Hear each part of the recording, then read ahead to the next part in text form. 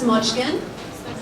Mojgan Shamsalapur is a 21-year-old Iranian asylum seeker. She's been living in Brisbane for over 2 years. She's married to an Australian resident and 3 months away from completing Year 12. She came here as an unaccompanied minor after her brother took her to prevent her from being forced into an arranged marriage with a 60-year-old man. She was returned to the community detention in December last year, 2 months after marrying her husband. Last week she gave an interview to the ABC about the plight of asylum seekers, and only days later was removed in the middle of the night and transported to Darwin. Let's just take a moment with that. Let's also take a moment with the fact that you cannot apply for a spousal visa while in detention. A victim of child rape who was being forced into an arranged marriage with a 60-year-old man had her application for asylum denied and was placed into detention, preventing a spousal visa application. Her husband is distraught, her friends and teachers are undergoing trauma therapy as a result.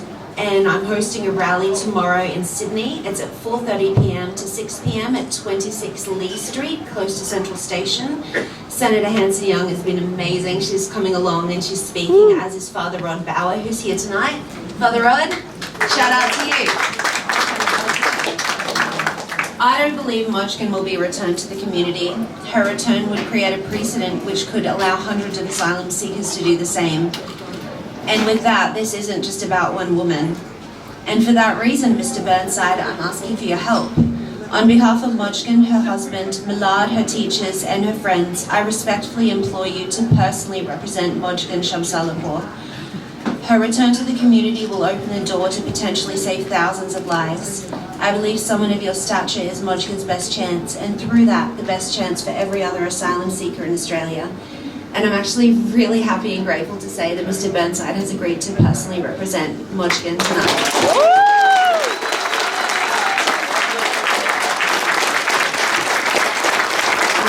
We're on Twitter and Facebook with the hashtag FreeMojgan, so hashtag FREEMOJGAN, and I'm hoping to see you all at the rally tomorrow. Thank you.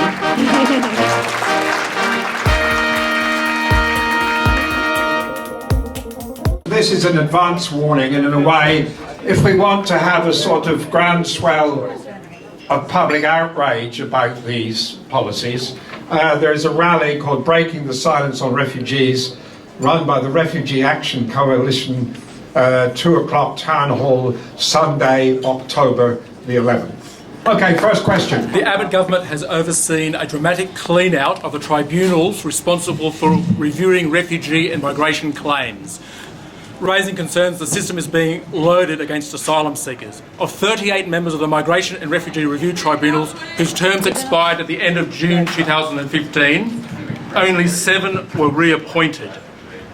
Among the exodus were some with over 20 years' experience in hearing appeals. Of the 37 new appointees, they include a long-standing employee of Tony Abbott's electoral office, another one, a former advisor to Tony Abbott, and a former Liberal campaign director and candidate, and a Liberal Party policy advisor. One of the departing members who feels that her termination was due to her favourable review in favour of applicants, like a history of favourable reviews in relation to the applicants, stated, "When I started here, independent merits review of migration decisions was something that many people were arguing for a long time. It was incredibly exciting that when the tribunals were established. Their importance in a democratic society should not be taken for granted. Like a number of other institutions, they appear to be currently under threat." So given this government's penchant for breaking down the separation of powers and interfering and politicising institutions, how do you feel about that? You're right. The independent merit reviewers are not judges. They do not have appointment to age 70. Their appointments are temporary and can be terminated by a government who doesn't like the way they make decisions. And it is, I'm afraid, a common pattern that former political hacks and political friends get appointed because they're expected to do the right thing. It's shameful. You know, what it means is that Australia will, in increasing numbers, return people who are genuine refugees, who ought to be protected. We will return them to persecution in breach of our obligations under the Refugees Convention. It's just another shameful aspect of a truly shameful system being run shamefully by a government that needs to be held to account, but the bloody opposition is so gutless, it is not prepared to hold them to account. I'm quite alarmed at the level of corruption within the federal government. Because of that, I think there deserves to be federal ICAC. I was just wondering what your thoughts about that are, and whether there's any possibility one could ever be implemented. And as well, federal elections.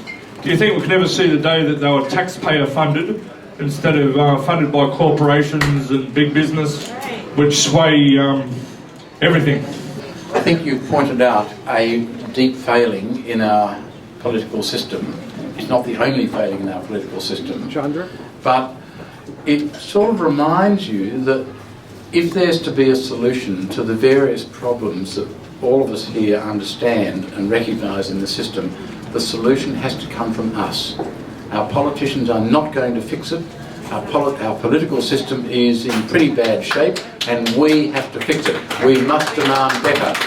A lot of the academic literature I've read about resettlement of particular migrant groups suggests that people resettle a lot better if they're able to resettle in places where there's a higher concentration of migrants from similar ethnic groups. And I'm just concerned that if people are made to resettle in towns where there aren't these concentrations, and therefore services can't be targeted towards them, then that's going to be really difficult and make it much more difficult for them to be resettled in those places. Yeah, that's a good question, and I was not actually talking about regional resettlement exactly, but rather distributing people to regional towns and cities pending refugee status determination. What happens after they are accepted as refugees and get protection visas, that's a matter for them. And I definitely wouldn't say you must live in this town forever. Whether a system like that would work depends on whether it is sensitively implemented. It could be run to fail, it could be run to succeed. But I mean, I agree with your general point. It is obviously going to be a lot more sensible if people from similar ethnic backgrounds are put into the same towns or cities or the same area, so that they don't feel too alien. You know, it's just common sense. I'm terribly disturbed by the extent of impunity by which human rights have been violated, and it begs the question: how strong is the Australian Constitution in protecting human rights in general? Because I see this impunity not just apply on refugees, but on Australian citizens as well. Short answer, our Australian Constitution does not protect human rights at all. It is worth remembering that the Australian Constitution was formulated with the White Australia policy in mind, and it is designed to enable the White Australia policy to be given effect. It does not protect human rights. Sorry. Yeah, and then clearly we do not have a Bill of Rights in this country. And if we did, we'd be in a healthier situation than we are now. And I think that's something we have to demand and go back to. This is regarding the way the boat people are referred in our media. When there were thousands and thousands of them coming to Europe, all the media referred them as migrants. The BBC and other media, whereas here, every single media that I can think of, not just the right wing, even the ABC, never referred them as migrants. Does it say more about us and our media than anyone else? Yeah, Navi Pillay, who is the head of the UN Human Rights Commission, very clearly said she came to this country and was heard for the first time the term queue jumper. It's not used anywhere else on earth. It's a product of here. And certainly the debate in Europe is difficult, but it's a hell of a lot more decent in tone than it is here at the moment, particularly in countries like Italy and Malta, who are right at the forefront. Turkey, same. And what about illegals? That's used They're not illegals, that's right. Yeah? Yeah, you make a good point. What we don't understand in Australia, because our media is not really very active at straightening the record, is that calling them illegal is false. They don't break any law by coming here. The distinction between asylum seekers and migrants is subtle, but an asylum seeker is someone who says, I am fleeing persecution, and if that claim is believed, then they are refugees. Okay, an asylum seeker is just a person saying, I am a refugee. When the system says, yes, we agree with you, then they are refugees. I think in Europe, a lot of the people, well, a fair number of the people who cross the Mediterranean are in fact just migrants. They're just people moving on, not fleeing persecution, just moving on. That's true. And that's, you know, their circumstances may be terrible, but maybe calling them migrants is accurate. But in Australia, it's important to recognise, over the last 15 years, of all the boat people who've come to Australia, we have assessed 94% of them as refugees legally entitled to protection. Those people who say they're refugees are almost overwhelmingly likely to be refugees, and it's not hard to see why. They risk their lives getting here. I was just watching, go back to where it came from, and what disturbs me is that people who are, you know, Vietnamese refugees who came here in the 70s, and nowadays their descendants are saying that they're the genuine refugees, whereas the current generation are sort of the Q-dumpers. What are some good strategies to address the discrepancy in the immigrant community that's dealing with current generation's refugees? And secondly, are there anything to lose by retaining to a pre-1992 policy of refugee community settlement, whereas Villawood was used as a hostel for new immigrants instead of as a place for detention of asylum seekers? Well, I think if you're talking about how previous immigrants or refugees have come to the country and then treat the next group as somehow not as worthy of them, ask an Aboriginal people the person how they feel about that, mate. Welcome to Australia.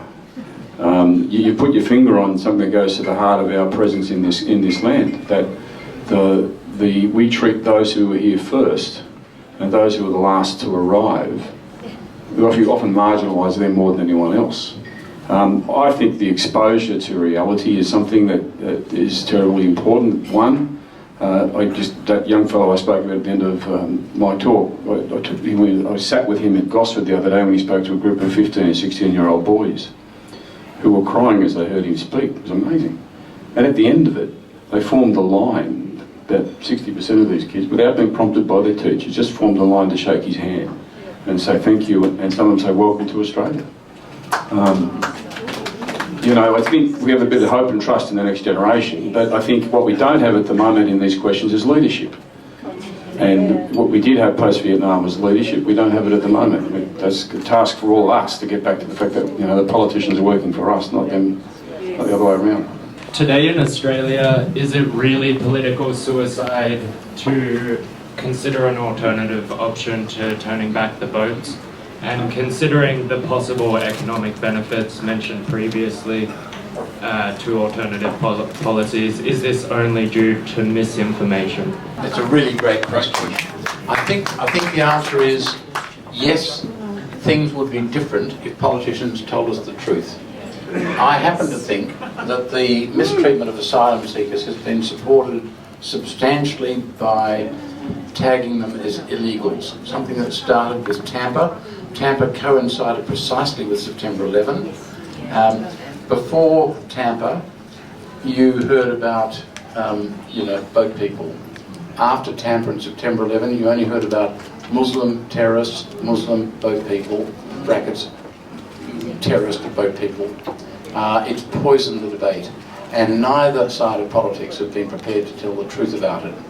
I think our polity is very badly served by our politicians, and it's interesting to reflect on the way the country responded to the death of Gough Whitlam late last year and the death of Malcolm Fraser earlier this year, because seeing them and seeing the legacy they left and the shadows they cast, you recognise we are now led by midgets. There is not a political leader in this country.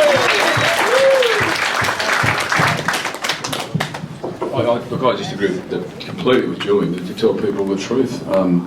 Unless and until we get back to a bipartisan consensus to protect people, as opposed to a bipartisan consensus to punish people, we're going to have this dilemma.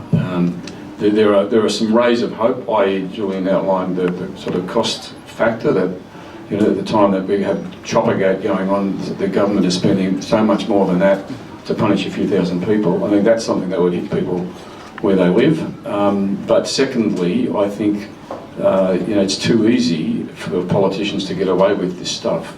People are not being told the truth, and our leaders are serving the place terribly poorly, as Julian said. Well, what a shame we can't bring Gough and Malcolm back. But however, we can't, but we should remember their legacy every day. But you preempted my question. How much do you think that the current situation, considering how much asylum we gave to the Yugoslavian refugees after Serbia and Croatia war and so on, how much does the panel think that it's because they're Muslim, Middle Eastern, half of whom may be Christian? The Christian's the best, I'm querying that. But how much do you think it's because they're Muslim refugees and not European or whatever is part of the problem? And the other, I just want to make a comment that all those that are connected to the Australian Labor Party, we need to get off our bums and convince them that this is so wrong. Because I believe, along with a few people I've spoken to tonight, that if they change their policy, they'll win government like you wouldn't believe. Look, certainly I think it is easy to exploit the Muslim minority now. That's the current reality. But if you go back post-Vietnam, people were saying the same things about people coming out of Asia. If you go back before that, people were saying about Eastern Europeans. Wogs, Dagos, Spics, Bags, all that horrible language used to label the next group. They did it to the Irish in the early 19th century. So this is what we do. And it's the Muslims' turn now. It'll be someone else next. And you know, this notion that we have to completely demonise Muslims, let's forget that Hitler was a baptised Catholic. You know, the Shining Path all went to Catholic schools. You know, like, let's get this thing, you've got to go back to our history, you know. But certainly there's a demonisation of Islam because there's a fear of difference in Australians that can be picked at and pulled together the dark threads of our nature. You know, Malcolm Fraser said we wouldn't have done this to boatloads of white Zimbabwean farmers. Yeah. He's probably right. I agree with what Phil just said, and you're right. I think it is because they are either Muslim or thought to be Muslim. I mean, the fact that we are mistreating Sri Lankan boat people is fascinating, because they're not Muslim, for sure. Some of the Iranians who fled here aren't Muslim, they're fleeing because they are Sabian-Manians and are despised by the Muslims. I think the one interesting thing that our conspicuously Christian leaders have forgotten is the parable of the Good Samaritan, who I think, you know, wouldn't have really cared very much if it was a Muslim by the road or not.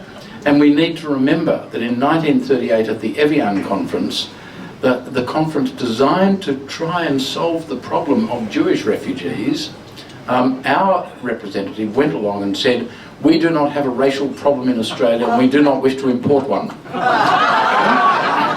Now, Hitler, of all the terrible things Hitler did, he did one good thing. He gave anti-Semitism a bad name. This is just the new anti-Semitism. Amen. See, it seems to me that the root cause of the problem is the fact that the West has interfered so brutally and stupidly in the Middle East, and we have got ourselves in there in a fight that was never our fight, never should be our fight, and has been used to turn us into people who demonise everyone. And they're keeping the war out of the media very effectively, and yet it's the engine of our prejudice, it's the engine of our fear, and it's the bastion on which Tony Abbott has got his power base and uses for every other thing he can do, with Labor barking "Me Too" in his wake. What do you think of that analysis, and should we really be putting more effort into stopping the Middle East war, particularly as we're now being asked to bomb Syria? I think you're right. I think that analysis is right. One of the interesting things is the boat people thing is, the starting point is boat people are a problem. We should really think boat people are an opportunity.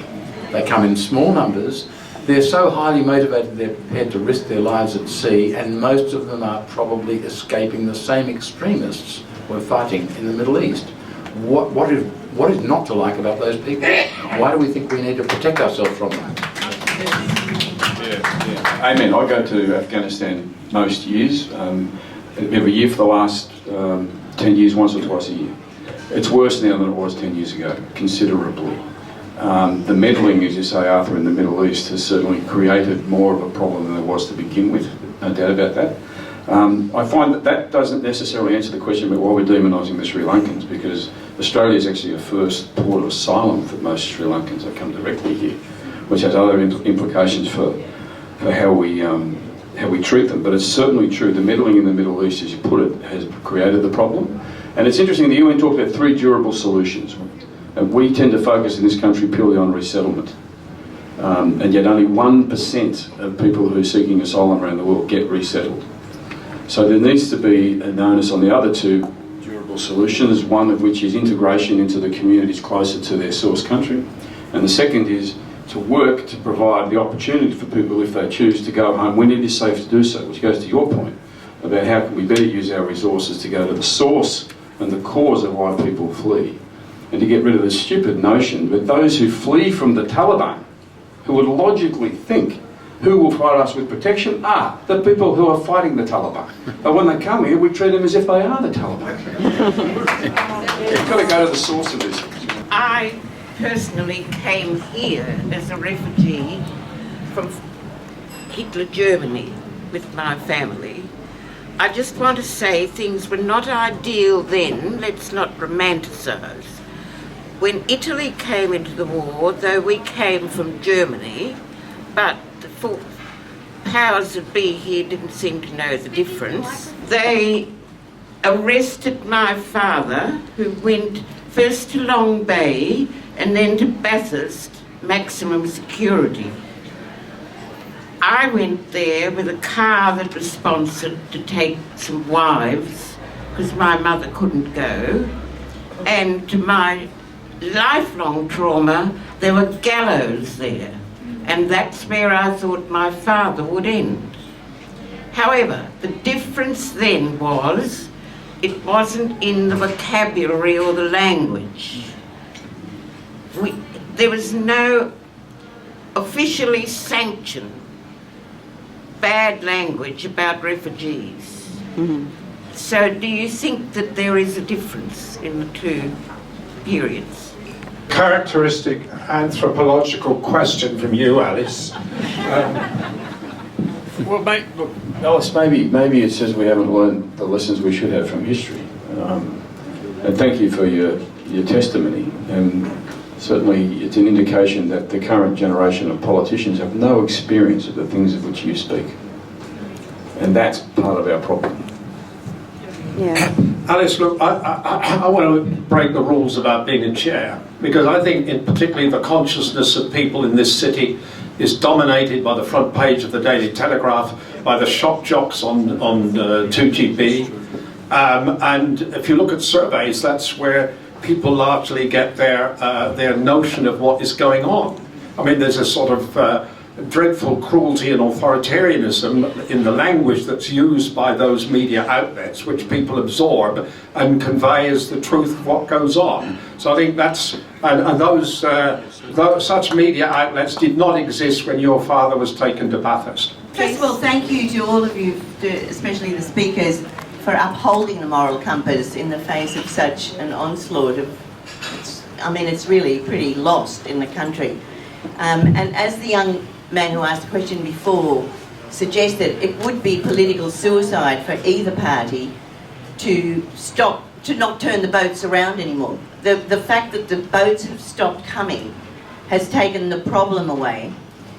And I'm asking you, I've heard some of your proposed solutions as to how to better treat asylum seekers, and I agree with all of them. But if any of those solutions involve boats reappearing on our horizons, politically that is not going to fly at this point. How do you change the discourse that was created, as you suggested, after Tampa and with 9/11? How do you turn that around? It's now 14 years old and it's quite entrenched. And the lady who suggested that if Labor changed its policy, they would win the election, I don't think they would. They do polling. They don't just have policies for no reason. And the reason they have decided to turn the votes around is because they think that will win them the election. So I would like to know if you have any strategies or suggestions for how on earth you turn this horrible discourse around. I don't know how you turn the discourse around, but I do know how to approach the underlying problem. You say it would be political suicide for the Labor Party, for example, to take a different line on votes. That may be right, it may be wrong, I don't know. Depends on how they do it. I can tell you though, I've committed political or professional suicide by taking the position I have. And I could see it happening as it happened. And it came into great focus at a very fashionable social event in early 2004 that Kate and I were at. And the wife of a very senior, very respected colleague of mine sidled up to me and said, "Oh, do you think it appropriate that a member of the bar should speak publicly about these matters?" And I said, "Do you think it appropriate to know about these matters and remain silent?" Now, her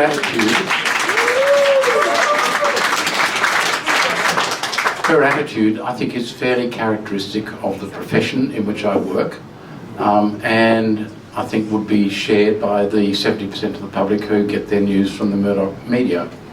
I'm conscious of the fact that what I've done is a kind of professional suicide, but I would much prefer to do it than to sit back and profit from a corrupt system.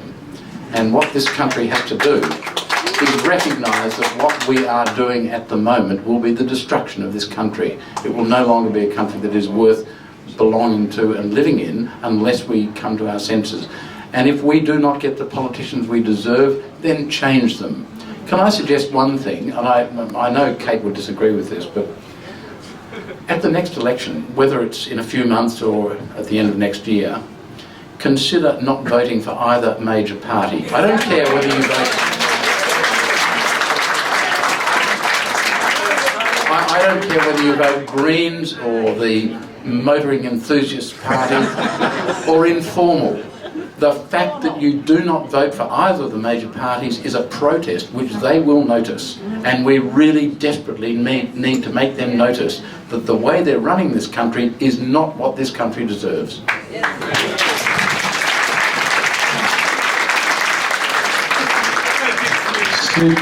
This notion of committing political suicide is a line that gets run time and time again. If you cast your mind back to the post-Vietnam era, when there were many more people taking to the water in boats than there are now, when I would argue probably in the early to mid-70s, Australia was a less tolerant country than it probably is now. Maybe that's probably arguable, but Australia was a country that was certainly more turned inward and looking on itself than it is now. And there was a big furor when those boats started turning up, and the idea initially was to tow them out of Darwin Harbour. But it took politicians on both sides to actually say, you know what, as Pat Dodson said to me the other night on a phone call, he said, look, we know what the political expedient thing to do is, but you've actually, at some point in your life, you've got to say, what's the right thing to do? And stick to that. You know, this idea of second-guessing Sky News and the news poll and basing how a nation determines its way forward is not leadership, it's followership. And that's what we've got. So we actually need to have real political leadership. If it was possible in the mid-70s for politicians of both stripes to say, actually, we owe these people an obligation because we fought a war in their country. How is it in any way morally or politically, economically viable to turn your backs on the people of Afghanistan fleeing from the Taliban, for example? It's not. And Iraq. And from the mullahs in Iran. And from the horrors of the Sri Lankan excesses of the civil war. So this comes back to, you know, the political suicide.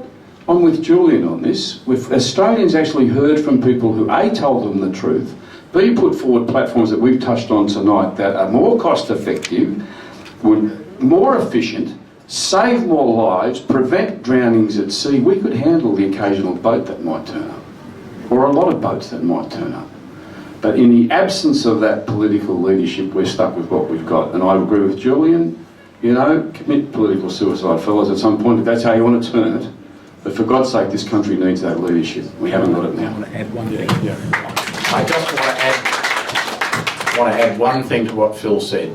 I can't remember who coined the expression, but someone once said it is better to die on your feet than to live on your knees. And what the Labor Party has just done is to live on its knees. We've tried so many things. We've gone to media, we've written submissions, we've written letters, we've written petitions, we've gone to Canberra, we've signed letters. What now? Where do we go? Now, I think that there is something we can do, and I think there is a place to go. I think it's us. We're the people. It's not going to come from the top down. I'm quite convinced it will not come from the politicians. They go round and round in circles, and they tell us all this gobbledygook, and as we've heard tonight, they tell a lot of lies, and they tell them very, very well, and they convince people. I think it's got to come from the ground up, and I think that there is one way that we can do it. There are little refugee groups all over the country, everywhere. I was rung last week by a little group from Atherton in far northern Queensland, and they said, we want to do something, we've got stalls, but we're in Pauline Hanson's way, and the mayor is a One Nation. What can we do? We need more information. So we linked them up with the Refugee Council. We linked them up with other people. I think all these groups must be linked up. It can be done on social media. Social media is fantastic. It's a great tool that we didn't have before, and I think we need a rallying point. We need someone to do it. We need IT specialists, and we've got to get out there and march. I can remember at one point we blocked all the faxes, and there were no faxes that went to any politician in Canberra. We can do these things, and I think it's got to be done outwardly in front of people so people know, and the truth has to be told. Well, thank you, Marita. We'll take that as a comment. Just one point I would add. One couple of points I would add. One, don't give up. Keep talking to the politicians. They've got to hear it. Secondly, it's interesting that the local governments of this country have declared themselves right across the country as refugee welcome zones. Hundreds and hundreds of them. So what's wrong with every institution, community group also declaring itself a refugee welcome zone? So don't leave it up to government. Take that sort of action yourselves. And also, I guess, the Refugee Council's got a program at the moment of inviting refugees and asylum seekers to come and tell their stories in the community, and it absolutely changes people's perspectives when they're actually, instead of hearing people like us talking, actually listening to someone who's escaped from the Taliban and spent 5 days on a leaky boat unable to go to the toilet. It does change people when they have that one-on-one encounter, but we don't let the politicians off the hook. But look to your local government, refugee welcome zones. I agree with all of that. One point, keep going. If you keep going and keep struggling and don't give up, we might win. If you give up, we will not win. I met with an Egyptian woman who's about 38 or 40, who arrived, I think, about 3 or 4 months ago from Egypt, from Cairo, as a tourist here, applied for refugee status, now has a protection visa and is allowed to work. Now, is this typical? No. The aeroplane people are allowed to live in the community when their original visa runs out. They get a bridging visa, they live in the community, they cause no concern whatever. In about 30% of cases, they're ultimately assessed as refugees. Boat people who are locked up, mistreated, used as a political punching bag, are successful in their claims for asylum in about 94% of cases. So we lock up and mistreat the ones who are almost certainly refugees. We're completely unconcerned about the ones who are very unlikely to be refugees. I volunteer at Villawood Detention Centre. I've just begun, and there are lots of volunteers who go there each week and do a lot of good work. Very commonly you'll hear stories of torture and struggle and escape and indeterminate limbo as people wait to hear whether they will have a place to live for the rest of their lives or be sent back into purgatory. These stories are very common, and I think they're very touching, and I think that a lot of what gets lost in the Murdoch media is this human nerve about the refugee story. And my question is twofold. One, when you ask people in this situation if they've ever considered telling their story, or if we would be able to tell their story for them, their reaction is horrified. They are scared that by sharing that story, it will interfere with their process seeking asylum. And furthermore, especially since Border Protection has merged with Serco, the security company there, they're worried they will suffer inside the system for having spoken out. And secondly, what do those of us do who have the capacity to tell these stories, those of us who can write but have no way to be read, and those of us who can talk but have nowhere to be heard, do? The only thing I would say is you can't do that, don't carry that burden on your own. And so the key to this is about networking. And those groups within the community that do, A, do have a voice, and B, have a way of telling those stories, you know, anonymously, so they can come out if that's necessary to protect the privacy of the person. Certainly that fear is real. And we're talking about the bipartisan barbarism, the fear that's in the hearts of people who have already been traumatised, but being re-traumatised by telling the truth, puts them in, it is an insight into the real dilemma that they have. So I would say you need to work with other agencies who have in a position to have a voice, but to respect the wishes of the person. This whole struggle is not just about helping refugees. This is about saving this country. Yes. It is actually about who we are. Yes. Never ever lose sight of that. You're arguing for this country.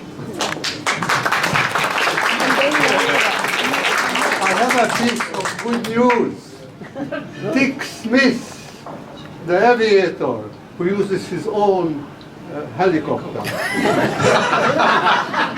he's going to challenge Tony Abbott at Warringah.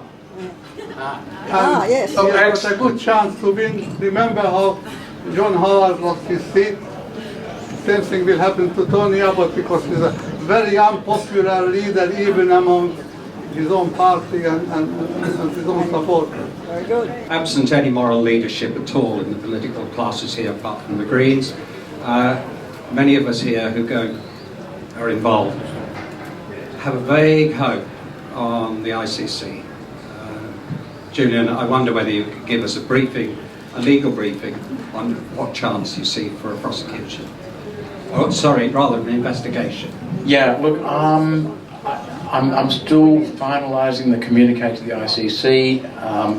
I'm trying to enlist someone independent of Australia, someone like Amal Clooney, to run the thing, in order to pick it up and make it public. Just an invitation to the ICC to investigate Australia's conduct. Because they don't have the resources to prosecute us. They've got mass murderers to deal with, you know.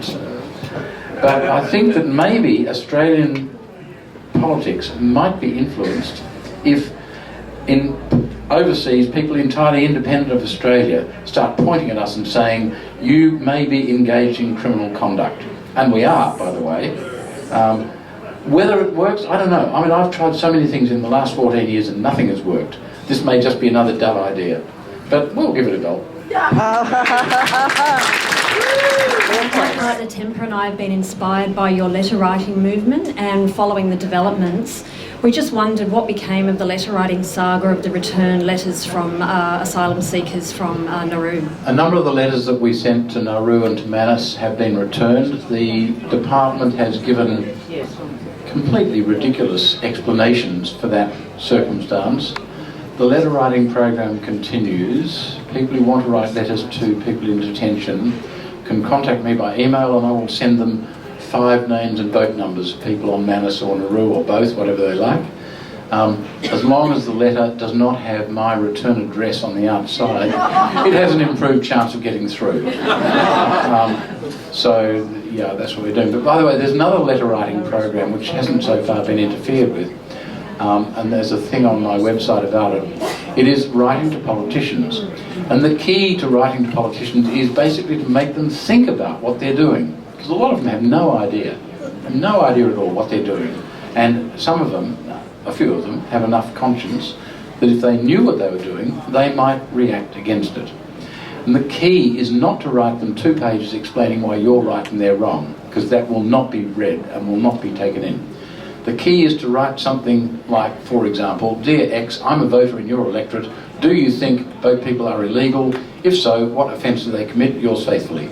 That leaves them with nowhere to hide, okay? And if they send back 2 pages written by a staffer, you know that they have not thought about it. You write back saying, thank you for your letter, it didn't answer my questions, here they are, yours faithfully. And keep at it, keep at it, keep at it. Force them to think about what they're doing. Look, I'm sorry, I'm going to roll it up because Julian has to go to the airport to catch a plane. Next week's topic is about the controversy over the permission or not to build the Galilee mine in the mine on the Galilee Basin, potentially the largest in Australia, on the understanding that coal is good for humanity. Look, on your behalf, thank you for being such a great audience. Thank you for the precision of the questions. That was important. On your behalf, I want to thank Phil and Julian. It occurs to me that not only their performance tonight, but what they do in their lives might deserve them to be knighted, but they're the kind of people who turn it down, throw it back because they would never stoop so low. Thank you very much.